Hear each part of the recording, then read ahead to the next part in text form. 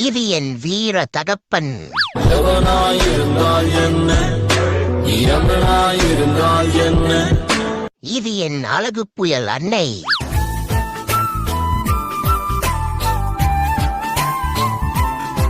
இது என் அடங்காத அக்கா.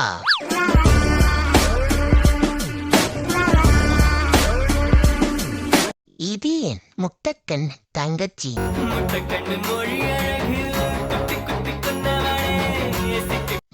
இது என் உறவுக்கு மேல் உயிரான நன். என் ஃப்ரெண்ட போல யாரு மச்சான், அவன் ஃப்ரெண்ட எல்லாம் மாத்தி வச்சான். இது என் அன்பு கன்சி அம்சமேனி.